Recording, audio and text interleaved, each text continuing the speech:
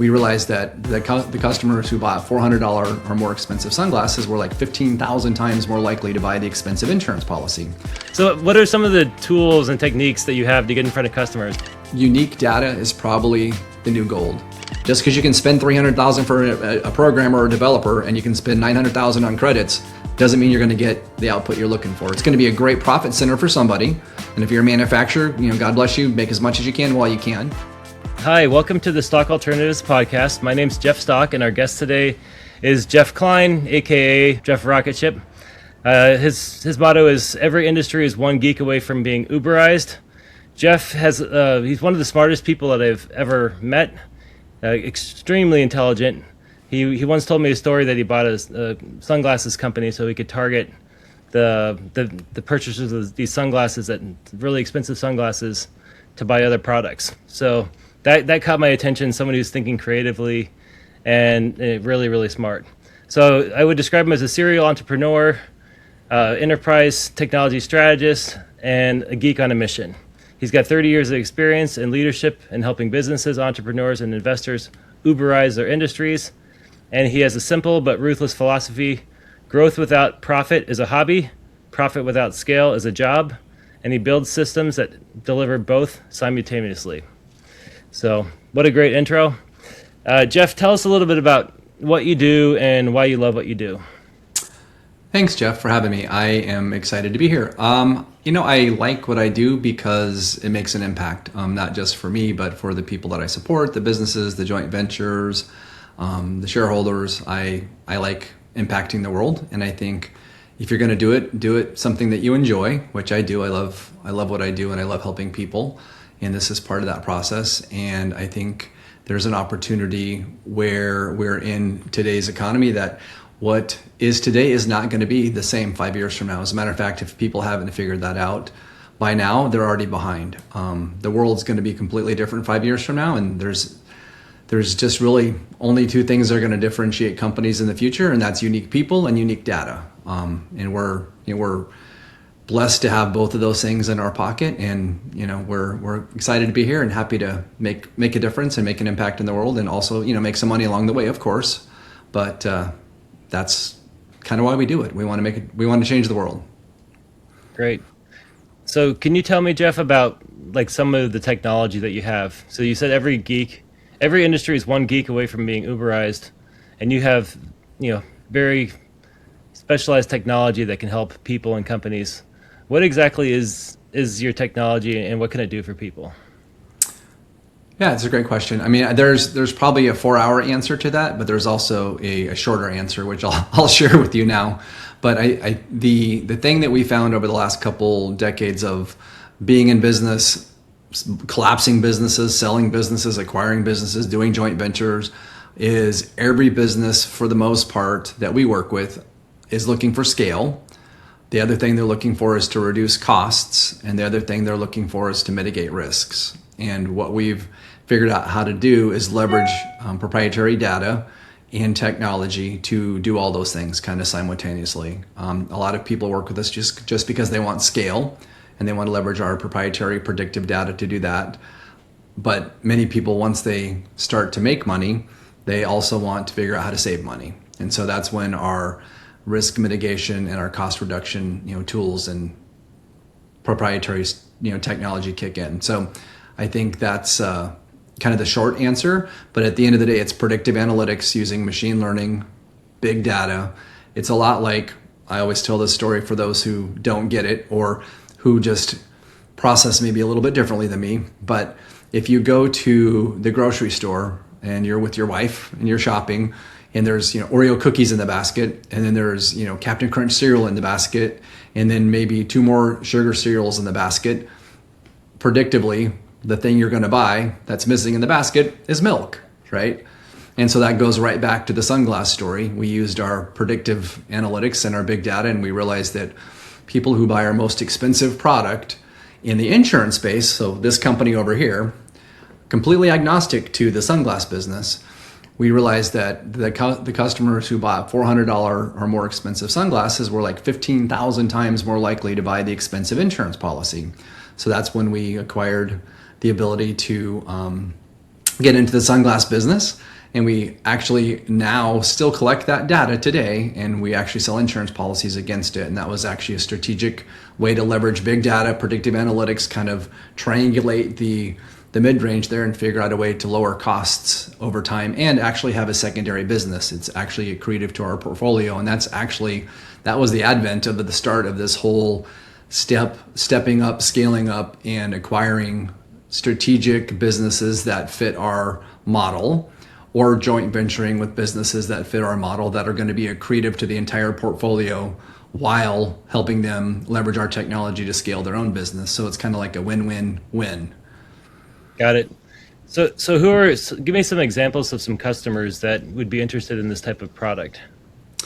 I think it's going to be industry specific, and these types of customers that we like to partner with are those who want to be disruptors, those who have a good model, those who are already making money, but they're looking for a strategic way to make more money, or they're looking for a strategic way to save money. Those are typically the types of customers we look at, and I'll give you a couple examples where in the insurance space we are able to help insurance businesses scale.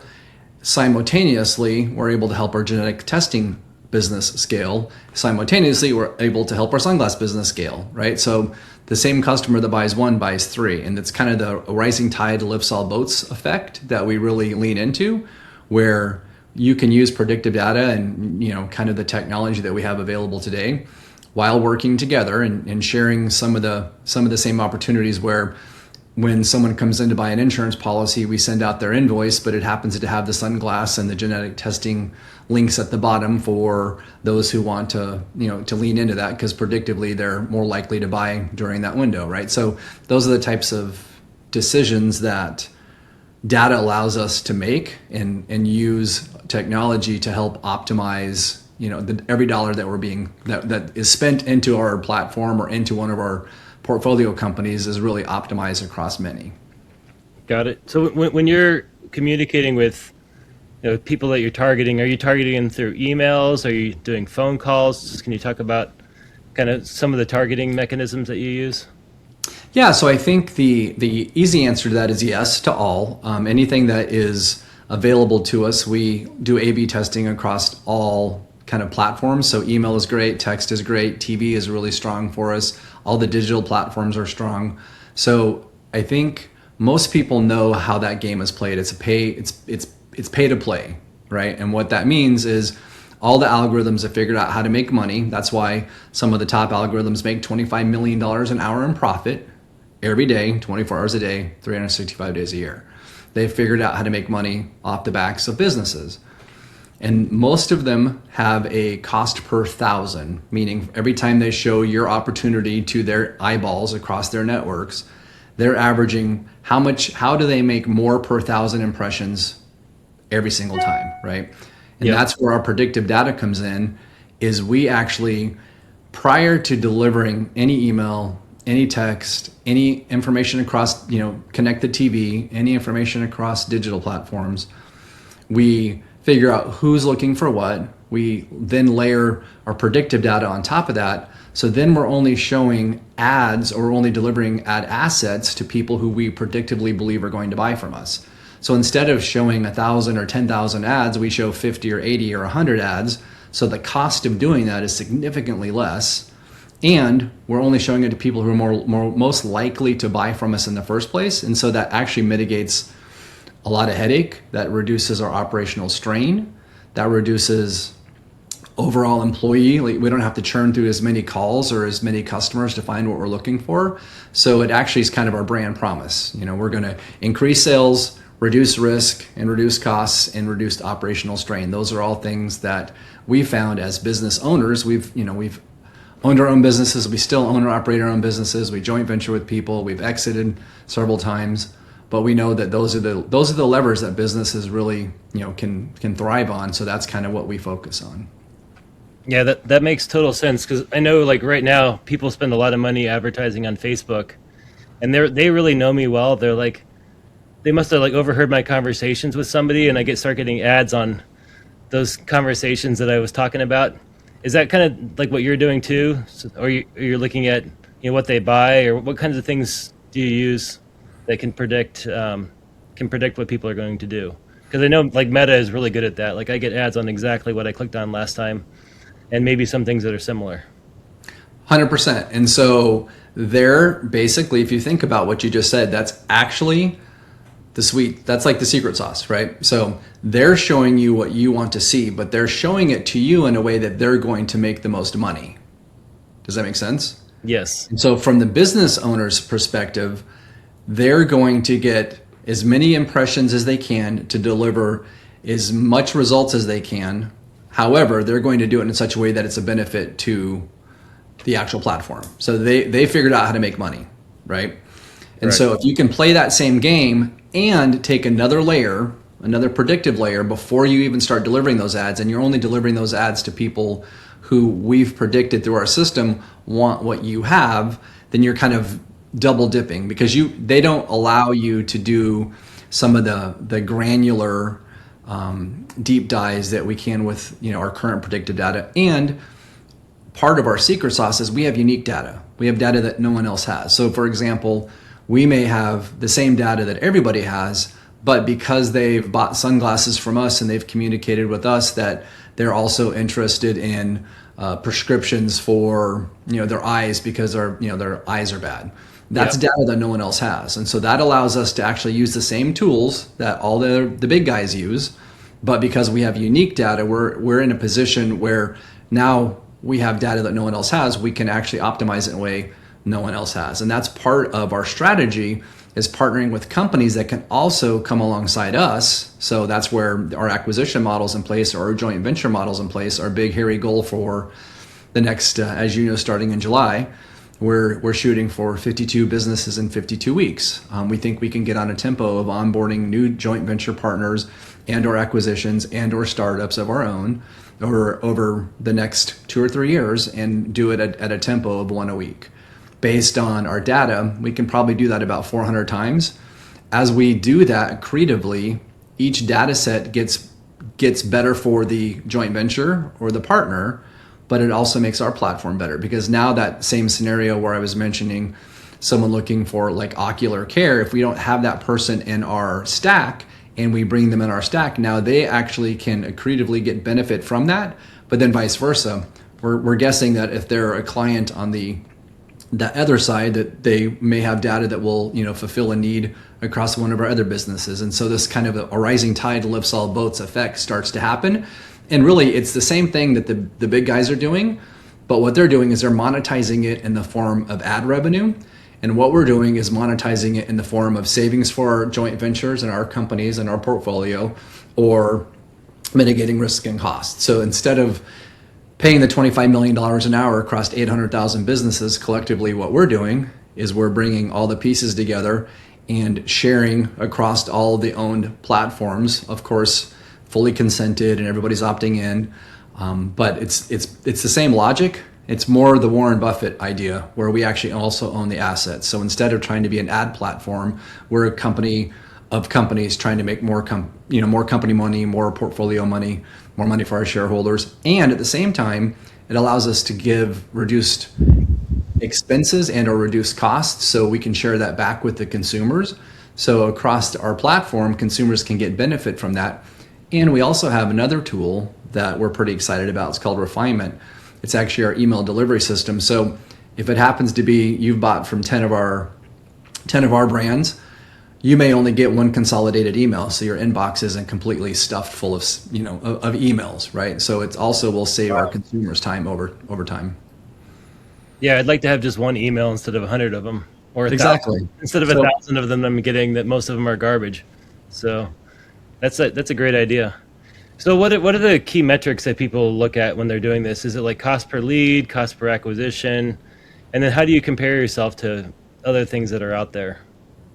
yeah, honestly, we stay focused on what we do, so we don't do a lot of comparison, because we believe there really isn't anybody out there doing what we're doing. There's a lot of people out there trying to scale businesses. But our secret sauce is our unique people and our unique data, and that allows us to kind of do things differently and look at what we believe to be the true metric, which is the lifelong value of the customer, as well as the value that we provide to the business or the business owner or the portfolio. So coming up with ways to make more out of what we have for everybody in the platform or in the network, and reduce risks and reduce costs, which adds to profitability for everybody, which also reduces operational strain. And that's, I think, as we go forward, AI is AI. Everybody talks about AI and it's exciting, and we've been using AI for a decade. So it's not new. It is new in the way that people are able to access it. If you weren't a coder before, now you can code. I mean, there's things that you can do now that no one could ever do before. So that is different, but the logic and how it works, especially big data and predictive analytics on top of AI or underneath the chassis of AI. I mean, there's a lot of stuff happening, but that's not going to be the competitive advantage in the future, because you can log on and get that, right? There is no strategic advantage there. So that's why we're really excited about unique people, because I think we're a people business. Like, that's really going to be what sets our organization apart from all other organizations, is we're only bringing on the people that have like minds, that work within the same a rising tide lifts all boats mentality. Those who are putting people first. AI is a tool. Technology is a tool, right? It's the people that matter, and it's having the smart people on our team that's going to give us the competitive advantage, along, of course, with our proprietary tech and our unique data. Like, at some point, there's only so much proprietary technology out there, to be truthful. It sounds cool to say, but once it's been invented, it's pretty quick to, pretty easy to hack, right? And somebody else can do that fairly quickly. So as you can see, all the machine learning basically has spawned into multiple. So there's definitely a uniqueness to what we're doing. And I think that's going to give us our long-term competitive advantage for our shareholders and for our team members, because we're really focused on the people first, and how do we make an impact, and how do we do it strategically and do it in a way that makes global impact for people first, and of course profit, because we got to pay the bills. Everybody wants to get paid. But just being strategic and thinking about how do we scale technology, how do we use it to make our shareholders obviously more money, but also to make our members and or our businesses or our team members work less or be smarter at it, so they can go do the things they want to do. We're not a big fan of the 40-hour work week. I've never been. I don't even wear a watch. I'm not a big fan of a lot of those types of things, and I never have been.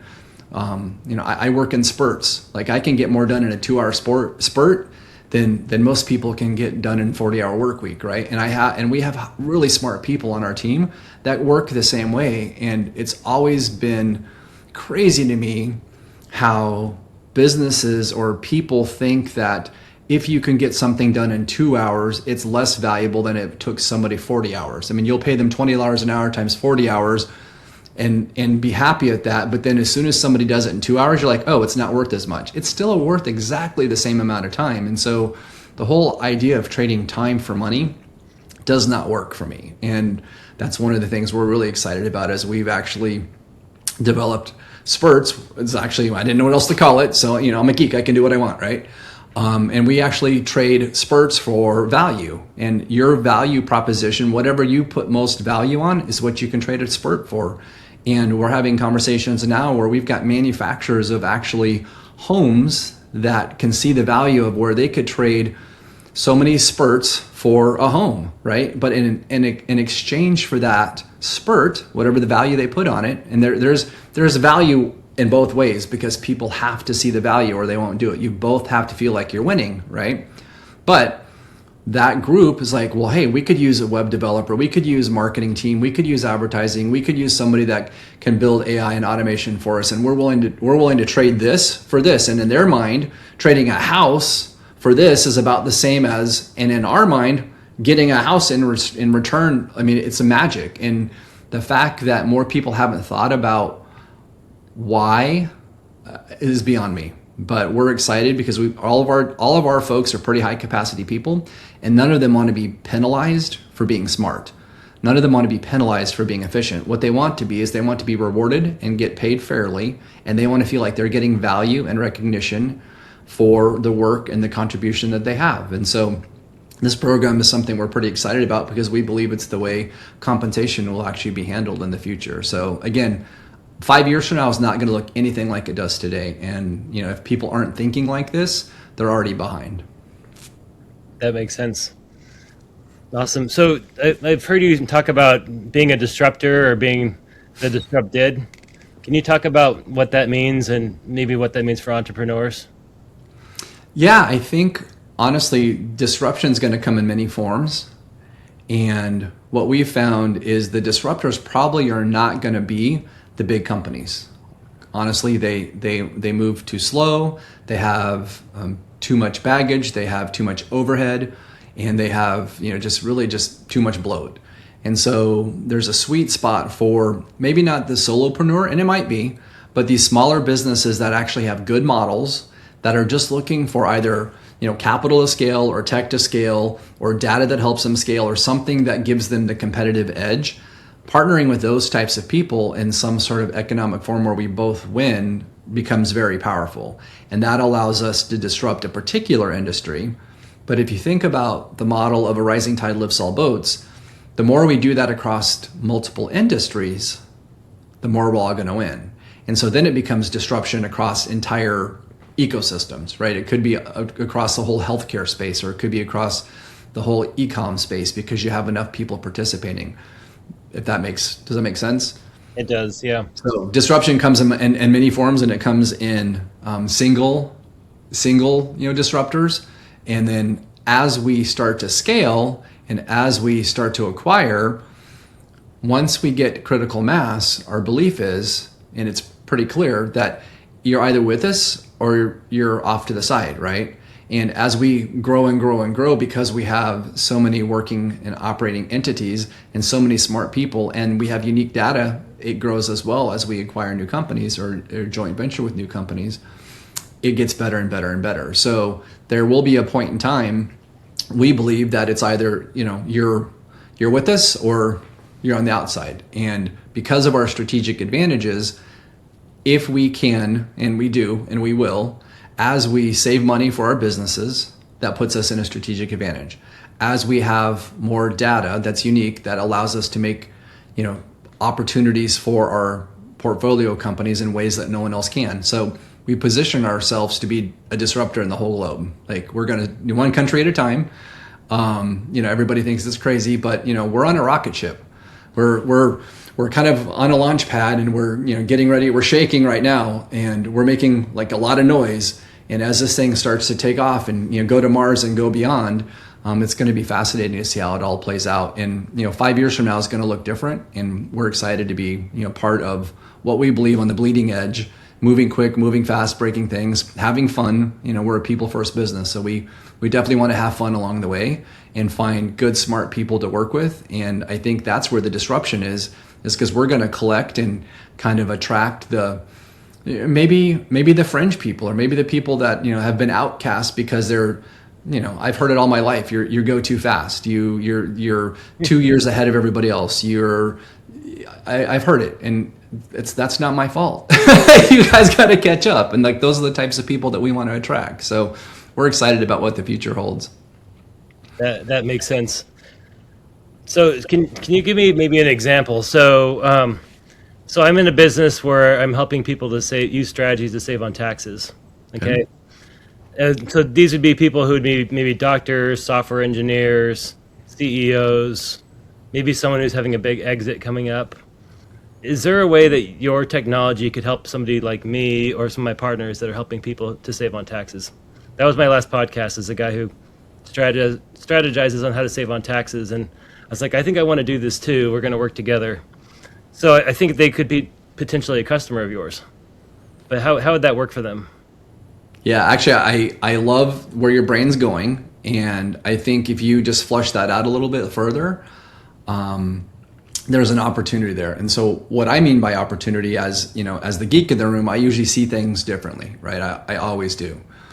And what you just said is a one for many, meaning you have one customer that you want to sell something to. He has a customer that he wants to sell something to. And there may be two other friends in your network that also want to sell something to that same customer, right? There's no reason that the four of you can't work together and be strategic and come up with a platform or a way to get exactly what all four of you want. But instead of you spending $100,000 a year and him spending $100,000 a year and the next person spending $100,000 a year, basically all that money goes to profit the platforms. Versus if you took all that $400,000 and collectively put it into one pool, you get $400,000 of the output that you all would share off of. And there's magic in that. And imagine once you have that platform or that tech running, you could bring 2 or 3 other people in. And now you actually have a new revenue stream. And so what you've done is not only have you actually increased your sales and increased your volume, you've reduced your costs, you've brought other smart people to the table, and for that same initial, let's say the first 4 or 5 guys, now you got 4 or 5 new guys coming in, and they either add creatively to the stack and help you make more, or you turn that into a side revenue stream where you're actually making new money that you weren't even thinking of. And here's the beauty: we have one of our platforms is called exit optimization. So it's almost exactly what you want, because we've already done this, right? Because we think like geeks, and we have clients that want that same kind of targeted demographic. People that need the ability to reach out to the high net worth people, need the ability that are getting, because money is not always available. Just because you have money doesn't mean it's available, right? So knowing when somebody's getting ready to exit is actually the sweet spot, versus after they've exited, taken their money and reinvested it someplace else. Now they're off the table again for a year or 2 or 3. So that logic of a rising tide lifts all boats, thinking strategically, building one for many platforms, it's actually a beautiful thing. Like exit optimization for us does exactly that. And I think you're thinking along the lines. What happens is we see a lot of executives and CEOs, especially of the big companies, they don't like to play with other people. It's totally against their oh no, I can't do that. It's a pride, it's an ego. I mean, it's Krista Laura calls it the ego. But I think there's just a lot of things that hold people back from thinking out of the box, and it could be because there's golden handcuffs. It could be because some of these companies are ran by, people that are in their last leg of employment, and they just don't want to disrupt the apple cart before they exit, right? I mean, so I think there's a lot of reasons, and that's why we like the kind of the mid business or the emerging business that's making $1 million in EBITDA and sees themselves in a space where they could easily make 2 or 3 or 4 times that every month with technology and with the right partners and with the right back end. So I think the answer to that is you're onto something, and you should keep going down that path. And you're right, they probably should be one of our joint ventures. It could be one of our 52 that we launch in the next 52 weeks, because those are the types of strategy and strategic plays that are accretive to our database, that actually maximize what we're doing and help everybody in the circle or everybody in the stack win, right? So that's definitely the way that, if businesses aren't thinking like this, they're already behind. I'll make the introductions. I think that would be that'd be a really good one. And I'm trying to grow a tax practice as well. I talked to somebody because I put some ads for some EV charger tax strategy that works pretty well from someone in my network. So I got all these $1 million plus earners that came to me and said, yeah, help me save on taxes. And I don't know all the other strategies, so I was trying to learn some of the other strategies. And we were talking about how we could do this. And there's probably some synergies with life insurance for really wealthy people and other products like the sunglasses. So I can see that all fitting into place. No, 100%. And we don't just randomly do things. We actually let data drive decisions. So because we have been doing it so long, we've been collecting a lot of data, and we're able to make some, people like private equity firms and VCs come in and they ask us how do you see this opportunity from a geek's lens, right? And it's the same type of thing. So we don't make decisions in a vacuum. We never ever make decisions in a vacuum. We always use data, and we can thumbs up, yes, there's demand, yes, there's opportunity. We can also see how much competition's there, and then we can also see what other people are spending, so we can validate whether or not the thesis behind the business is solid. And then we can also see, are there trends in that space up or down, so we know if it's a business on the rise or a business on the decrease. And from that lens, we can make good strategic decisions, and we share that information with people that make those types of decisions. But we do that openly and in hopes that once they acquire those businesses, they actually become part of our portfolio as well, because as they're wanting to scale, all PE and all VC, I mean, they do that because they want the businesses they have to be successful. And so finding technology like ours and in systems like ours that can help them creatively add to their portfolio is also a win. So we're definitely fans of family offices and VCs and PEs. So I think that's also, if you're in that world and you're in that space thinking, again, strategically, how do you partner with those types of guys? Because they want some of the same people that you want, right? And coming up with, strategies around, how that plays out. So I think you're smart. I mean, that's why we're talking, because we hang out with you because you're smart. We hang out with other smart people. I appreciate that, Jeff. Yeah. A question. So I used to like to watch a show, Shark Tank, on TV. And, I used to think, I'd love to bid on that company. I'd love to get that company. So I started actually trying to do it in real life and finding people I could partner with to be like an angel investor or seed capital or Series A. Is that part of what you're trying to do too with buying these companies? Like, are you trying to raise capital so you can aggregate companies? And then would it make sense to partner with like TV shows like Shark Tank or other things out there if the relationship was there? Yeah, I think, I have three answers, unfortunately. So, okay. Answer number one, I love, Shark Tank as entertainment. And there's a lot of stuff that goes on, and, we've seen a lot of that type of activity. So I think that is a great entertainment platform. Is it one that, are they using anything on the show that is like predicting, success other than their gut? Some of these guys are big players and they've had some good successes, so they can do that. But I'll be honest with you, to me, it doesn't make sense. I would never make a business decision without having the data that supports it. And so just taking a flyer because your gut feels like it is definitely, last year or 5 years ago, right? There's no reason to do that anymore. Now, it makes for good entertainment, but that's why a lot of these never make it to the end. You see the offers, but very few actually close, right? So statistically, if you do the math and you do the digging, you'd be shocked at how many actually get through the actual diligence process and actually close. So great entertainment, but a bad business strategy, in my personal opinion. And a matter of fact, I'm the polar opposite. If you bring me a good idea and I can't 100% validate it and feel really comfortable based on just data, we're actually proponents of what we call the Fast Start program, where we actually go build the entire stack and we actually go sell a few of whatever it is we're offering before we even come up with the product. So we actually, if you've got, I'll give you a great example, screen door extensions. It's the craziest thing. Screen door extension. So a lot of people have 8 and 10 foot screen doors. Well, there aren't a lot of 10-foot screen doors out there. And so a guy comes to us and says, hey, I want to make 10-foot screen doors, but I want to make it by adding a 2-foot extension to an 8-foot screen door. So that way you can buy a nice looking screen door, but you can make the other 2 foot on it. Yeah. And I'm like, that's the craziest thing I've ever heard. But I want to do it. I'm like, well, let's make sure we can sell it first, right? We tried it out. And so instead of building it and going through the $200,000 of the manufacturing and all the stuff that he was going to go through, right? We actually set up a platform. We started marketing to people who want it.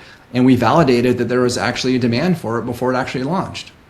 Fast forward, we sold 10 or 12 products within like a week, and we realized, holy crap. The data actually supported that there was a need for it, and then we launched it and proved that there was a need for it, right? And so now he actually has gotten a patent and has a thing.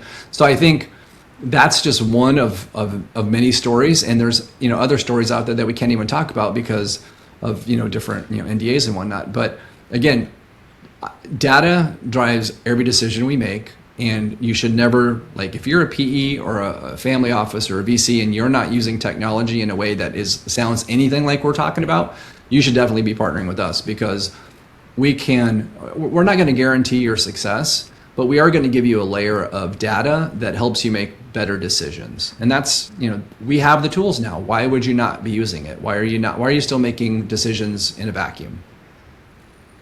Can you give me some examples of some companies that you'd consider buying as part of your 52 companies in 52 weeks, and what data would potentially drive that, and then how that's going to help your customers? Yeah, so that's a great question. So one of the things, and I can't by NDA say whom, but let's use this as an example. What if I was able to buy an insurance company that is in 2 states? And that company's been around for 30 years, and they have a couple 100,000 customers, and they're netting, or their EBITDA is right around $9 million, right? Well, for us, this is a great opportunity. Now, for the big guys, $100 million acquisition's too little. And for the little guys, $100 million acquisition's too big, right? Yep. $100 million acquisition for us, when they have $90 million in cash reserves that we can actually take our trading algorithm and actually use some of the cash to actually trade against. That's accretive, number one. And oh, by the way, we also can take that data, and once there are clients, we can say, oh, by the way, here's 3 other products that we offer. And so now we've actually made more revenue for the core business, but 3 of our other businesses, we have new eyeballs to their product. So now we've impacted 4 businesses, right? And we've seen an EBITDA jump in all 4 of those companies. So that's win 2, 3, 4, 5, right? And because of our technology, we can actually help them scale. So we help them scale in their core states.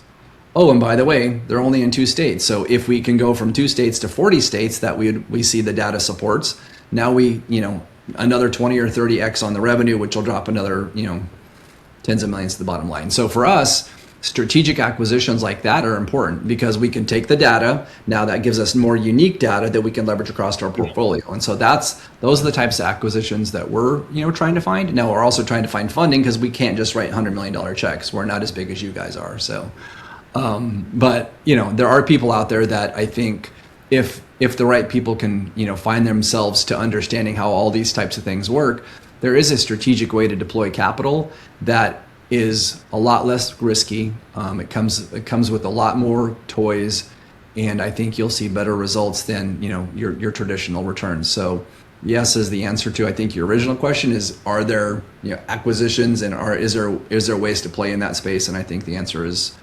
yes, and yes. That's kind of been my mantra. Yes to everything. So if I do another example, so if I was trying to grow my tax strategy business, I could either spend a lot of money with Facebook and put ads, or I could potentially buy other companies like a CPA firm or a bunch of CPA firms, get access to all their clients, know who the high net worth people are, and then target those people and say, hey, we're more valuable now because we're going to give you other tax strategies or other insurance products or things like that. Yeah, and there's a couple ways to do what you just said, because really what you're trying to do is find those targeted customers. Yep. And that's kind of what our predictive data does. So you don't actually have to make the acquisition to find those customers. You can leverage our predictive data machine to figure out who those customers are, and then probably figure out a way to get in front of them and get them onto your system or as a customer in a cheaper way than in an acquisition strategy. So if you're buying for EBITDA, that's a different game. But if you're only buying to get a hold of those customers, there's probably other ways to do that we can talk about offline.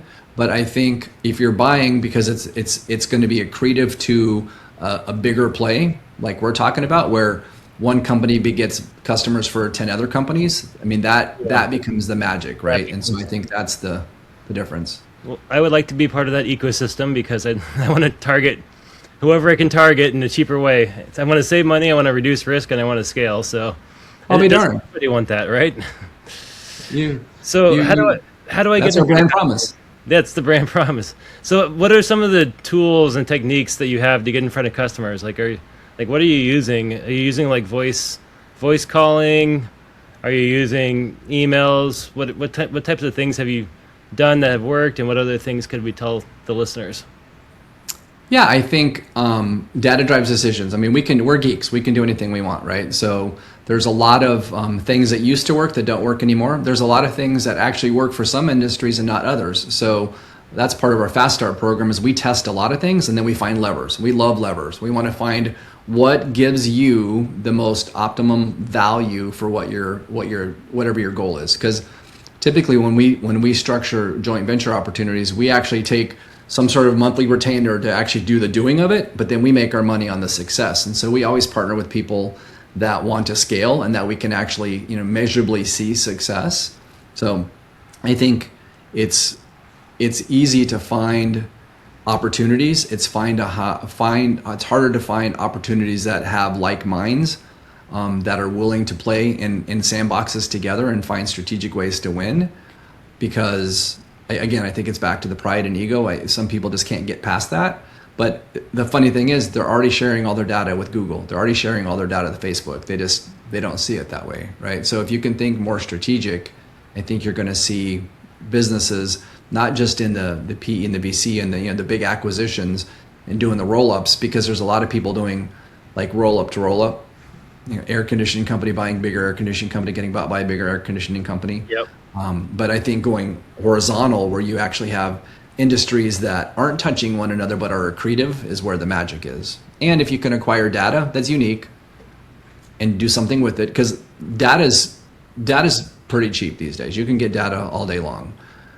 Being able to activate it, knowing how to use it, and making it valuable, that's where the secret sauce lies. And that's where the unique people come in. You've got to have the right people to make these things happen. I can speak, I'm in Dallas. There's a company that spent $80 million trying to create an engine, and they realized they're just going to throw it away and go buy $1 billion company that already did it. And it was like 3 geeks in a garage, right?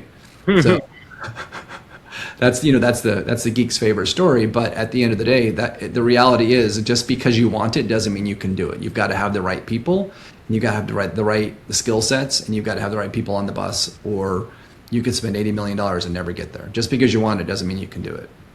Great. And the best way to reach you, so you have a website, jeff-cline.com. You have a rocketship.com website, but rocketship spelled with a 0. Yeah. You have activateForImpact.com, and you have exitoptimization.com. Can you talk a little bit about those 4 different websites and what is offered through those 4 different programs? Yeah, so I mean, Jeff Cline, jeff-cline.com, that's my personal site, so you can get to know me there and some of the tools that we use. I mean, I'm pretty open to share. The rocket ship, that is really our holding company, and it's, we're in a season of rocket ship. I was in a season of Yes, then I was in a season of Uncaged. Now I'm in a season of rocket ship, and the team and everybody around it, we're all on fire, and we're excited to see what the future holds, and we're all working together in ways that I've never seen a team work before, and it's very exciting. And the future is bright, and we feel like we're on a rocket ship, and like I said, we're on a landing pad, so that's rocket ship. Rocketship.com was taken, so I had to put a 0 there because I wanted rocket ship, because I could. It's good you got it. Activate for Impact, I think, is great. It is one of our activation companies that actually leverages really super smart people that can make an impact on the ground. And so I've seen, activation fall apart horribly if you've got the wrong people trying to do it. And I'll give you a great example. Activate for Impact, that team in 3 weeks put together a nonprofit event where it hosted the Honduras Legends in Roatan to the exhibition event, had 2,000 people show up. The mayor said it's the biggest event they've ever seen on that part of the island. 50 volunteers showed up, all on their own dime, and it was flawless. I think what I guess I'm saying is if you can put that type of thing together in 3 weeks, imagine what happens if you have a team like that actually has a month or 6 months or even a year, right? And so I think we move fast, we break things, but we do things really well because we've got super smart people as part of the process, and we partner with really like-minded people who want to make an impact, who want to change the world, who want to make a difference, who want to put people first, but they're all in the same category. We run in spurts. We run hot. We can get more stuff done in 2 hours than most people can get done in 2 weeks, right?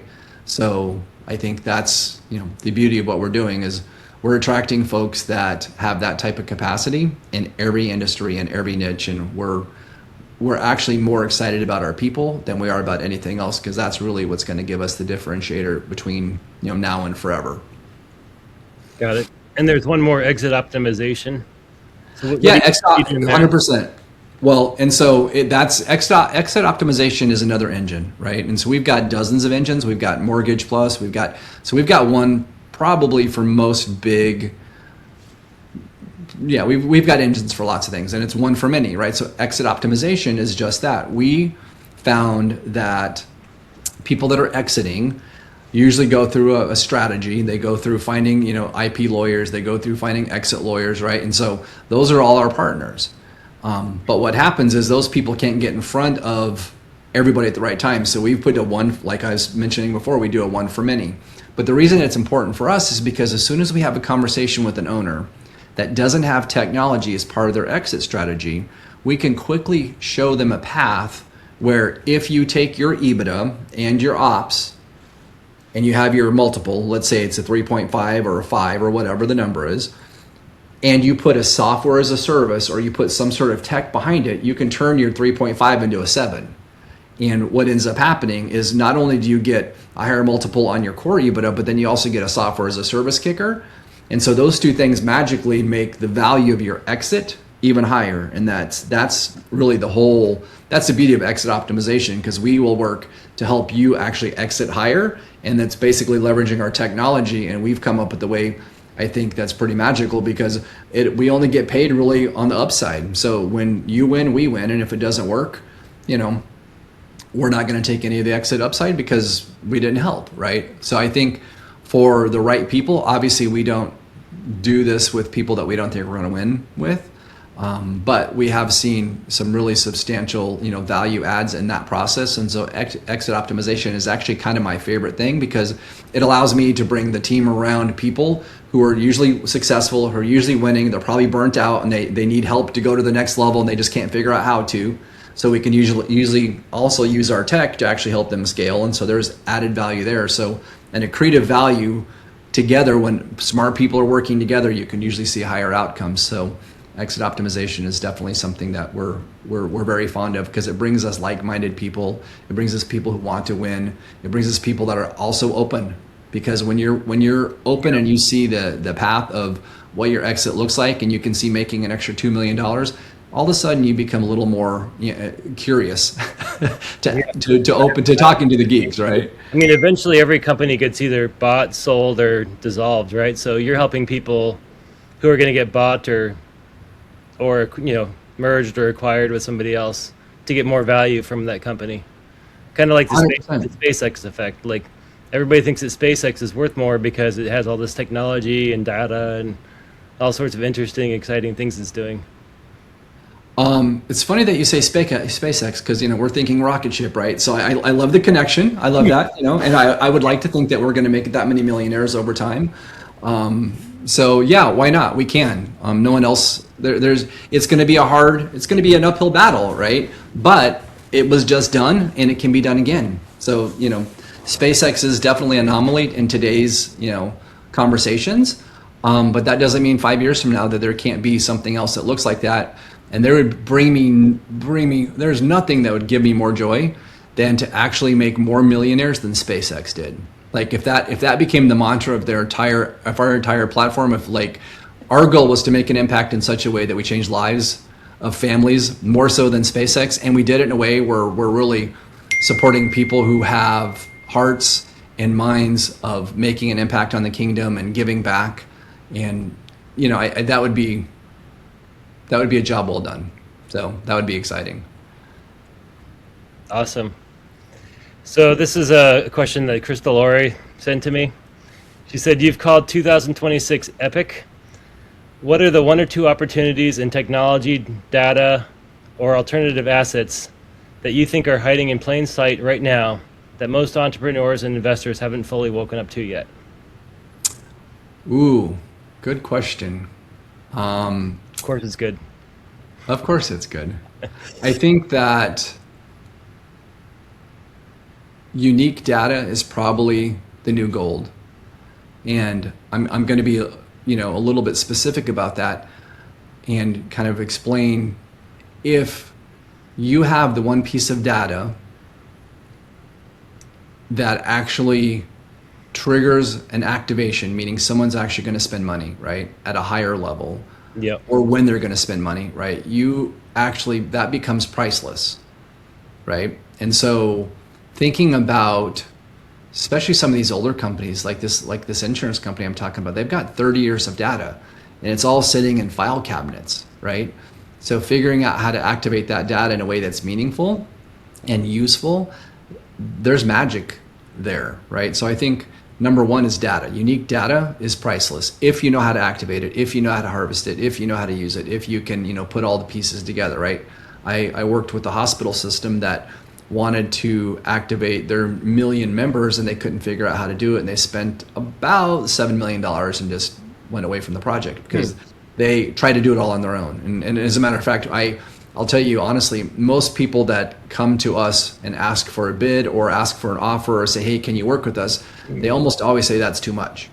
Yeah. And which is fine. Like, if you can't afford it, that's completely, okay today, but someday you'll come back and you're going to need it. And you may have, I've got I literally have someone we've been talking to for 3 years, and he came and said, hey, can you help? And we gave him a price, and he said, no, it's too much. He went and tried to do it on his own. And then about 2.5 years later, he came back and said, I went through all the last of the money that I had. I spent $13 million in my IP. I took all the rest of the money I have. I mortgaged my house, and now I'm desperate. So I'll give you, 50% of the company to help me scale it. He should have taken my first offer. It was only 12% of the company, right? So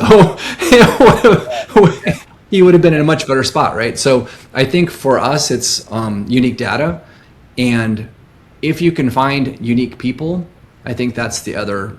Really, the people. We're a people company for sure, people first, but the unique people, finding the right people that are creative, that are bright, that have the same heart and spirit to give and be strategic and put other people first.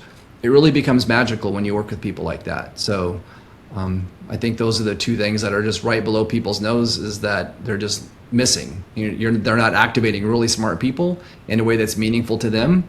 And what you have is somebody sitting on a couch watching TV while they're half doing a job that they don't even like, but it's because you couldn't figure out how to activate them or motivate them to actually really make an impact. So I think those are the two things: unique data and unique people.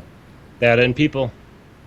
And in terms of data, I know we're going into the 51 minutes here. Is there any data that's like off limits? Like, you always hear about HIPAA, and you can't talk about health conditions and personally identified information. Like, how do you work around that when you're working with data? 100%, yeah. There's all sorts of rules around, and as a matter of fact, different states have different rules, right? So you've got to comply to all those rules.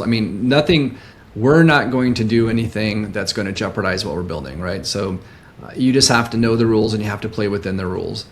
And sometimes you just have to walk away from deals because the parties that actually look good on the outside, and once you start doing diligence, you realize they were not playing by the rules, and you just have to walk away from those, no matter how good the opportunity is, because that's going to end up costing you in the long run. So I think, and as time goes on, you're going to see more rules. You can see Anthropic, the government actually just told Anthropic to turn something off, right? And I'm definitely not, I don't want the government sticking their nose in things. But when you can build tech big enough and powerful enough that the government freaks out, we're in a different world, right? So I think there's going to be a whole new set of regulations, and I think people are going to start looking at things differently. We had a conversation just recently. One of the big companies that we support, their first quarter AI budget, their first quarter of AI spend actually was the entire budget for the year. That's how fast they're spending through AI credits, because everything's on credits these days. And what that means is, if you look back at what they spent, their developers, they have dozens and dozens, probably 400 developers. If you're spending $300,000 a year on a developer, you're probably spending $900,000 a year on AI to make that developer a better developer, right? And so this is a game that's not cheap. If you're going to get into it, you need to be prepared to go to the distance. And you need to have the right people, because just because you can spend $300,000 for a programmer or a developer, and you can spend $900,000 on credits, doesn't mean you're going to get the output you're looking for. So I think you're back to unique people, and then are you making the right decisions based on your data, unique data? So correct. How important do you think data centers and quantum computing is going to be in the future? Just kind of unrelated, but I got a voice in my head that told me to ask that. So really, well, that's great.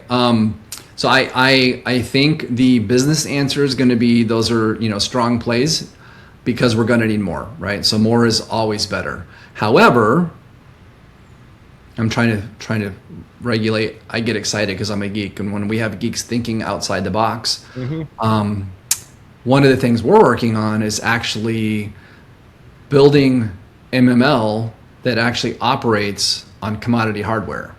So that basically means we can string together 10 boxes from Best Buy and actually run large language models. and we don't need the big data centers to do it. Now, if you want to be in the race for number one and you want to be bleeding edge, you're going to have the higher end data centers to do that, to have the bandwidth, to have the power. But quite honestly, most people aren't even leveraging a fraction of what's available to them. And so having commodity hardware at a reduced rate, again, is back to one of our brand promises, is lowering cost per acquisition, lowering expenses, lowering strain, lowering overhead, making more profit. So we're all about profit. So I think there's a blend there. And so truth be told, I love NVIDIA. I love all the guys, and there's, a whole group of people in that space that are, building chips on top of, hardware that's specific to MML, and there's a whole bunch of stuff going on. So it's an exciting time to be there, but I wouldn't be in the hardware space personally. That's not going to be the differentiator in the future. It's going to be a great profit center for somebody. And if you're a manufacturer, God bless you, make as much as you can while you can. But the differentiators, I'm back to, and again, I'm just a guy that lives on an island. So, couldn't have done that much wrong if you lived on an island, right? It doesn't suck, that's for sure. Nice. I'm going to figure out a way to visit you on Roatan. So no, please do. I think, that's again, the data drives decisions. The opportunities are there. Yeah. Houses and condos and ports and private islands, and there's so many amazing things going on there. And quite honestly, it's unique people. It's the people that make that island. So you're welcome to come. We're open to anybody that's got a good heart and a spirit and wants to be part of something fun. No butt heads allowed. Keep them in California. Oh, sorry. No, I have family in California. I do too. But you know what I mean? I think good news is we get to pick our family. We don't get to pick our family, but we get to pick our friends, and the types of people that are attracted to Roatan and the spirit of Roatan. It's an emerging country, so there's still things that people just you have to work through. But the heart and the spirit of everybody there, it's magical. And I honestly, based on data, again, this isn't just like me picking numbers out of the air. Based on our cruise port data and our beacons and all the stuff that we're doing, Roatan's probably going to be something in the next 5 years that is one of the places to go. So I agree with you. Yeah, I have another question for you. Yeah. So I just thought of this. I was meeting with someone. They own a family office, and they got involved with some technology that has high efficiency heating and cooling, and they're for licensing partners like with data centers and technology firms. Is there something you could do with, one geek is every industry, one industry is every geek away from being Uberized? Every industry. Every three is one. So every industry is a geek away from being Uberized. It's okay. Every industry is one geek away from being Uberized. Is there something you would recommend for someone who is like trying to target companies to sell the licensing agreement to? And if so, would it make sense to make an introduction for you so you can help these people? So I think the answer is always yes. I'm happy to have a conversation with anybody. If we can't help somebody, we're going to tell them right off the bat we can't, because quite honestly, the way we build our programs is we make our money on the back end when there's success, right? So, we're not going to scale your company for free. We're going to take all the risk and help you build your business. But if the data supports it, then we're definitely interested in partnering with people that can leverage, the predictive data and the systems that we've built up to this point. That's really our secret sauce, is finding, again, smart people with smart, maybe unique data. So that one's very interesting to me because they may have data that I don't have access to that can allow me, if done correctly, to leverage it for, other things, right? And so, but most people that ask the question you just asked are looking for new customers, because that typically is almost always sales covers up all sins, they say. So more sales always fixes everything. And predictive data does do that, because we can, in many instances, find ways that you're probably not accustomed to finding customers and acquiring customers and scaling customers. And whether it's, that business, or it's the healthcare business, or it's the oil and gas business where we've been challenged to disrupt. So I think every business, there's very few industries, I haven't found any Unless the industry doesn't need to make money or doesn't need to save money and doesn't want to make profit. So if you have an industry like that, then we're probably not for you. But all the other industries, we believe, you put a geek in a room with some smart people, they're going to find a way to make more money. And as a matter of fact, this is something that really, it kind of hurts my heart. I heard a story recently that a developer came up with an idea, and in the first quarter of this year, saved the company $800,000 in the first quarter. That developer is currently unemployed because he got replaced by AI. But it was his idea. It was his brain that figured it out, and he got nothing for it. Not only did he get anything for it, he got kicked. So that's not the future of healthy companies. Like, you've got to figure out a way to put all the pieces together and motivate people to be smart, because the last thing you want to do is lose a smart person, right? So I think we're back to, again, unique people, right? So hopefully that answered your question. Sorry, I didn't mean to derail, but no, that was perfect. All right, so Jeff, we're running out of time. We're about an hour in. What would you tell people if they want to contact you, reach you, do business with you, if they're hearing this? I don't know who's going to listen to the whole podcast, but we'll break it up into some shorts, and people are going to see things. But what's the best way to reach out and find you? I think calling you would be great, and that way, when they come to me, I already know that they're your friend, because I think we really like to do business with people that are vetted, that we know and love and trust. There's a lot of people out there that are, not as, we're only going to do business with people we want to do business with, I think. And like-minded people like yourself are only going to introduce us to people that you're going to want to do business with, right? So I think that's, if they're watching this show in particular, they've got your number, right? So they'll call you, and then you can help, work that process out, right? I mean, obviously you can find any of the websites below, and they've got our numbers and that kind of stuff. So that's definitely one way to do it. But I would prefer that they go to you and have a conversation, because we're not a good fit for everybody. We are a little crazy, not gonna lie. We enjoy life, and I've got habits that I'm unemployable now, right? Because I'd rather go be on a beach and hanging out on an island than actually working. But I know that we have to work hard to play hard, and I think the answer is, you've got our number, you've got your number, even more importantly. So connect to you, because they're your fans, and you can help me flush them out and come up with a way to find a win-win-win, because we're a big fan. You go home with who brought you to the dance. I like that. Makes me think of the Michael Bublé, Save the Last Dance for Me. Well, I know he wasn't the original one that sang it, but yeah, that's what came into my head. All right. Funny. For everybody who's listening, this is the Stock Alternatives podcast. Jeff Cline, Jeff Stock, and to reach us, my number 860-502-0725, stockalternatives.com. You can find us.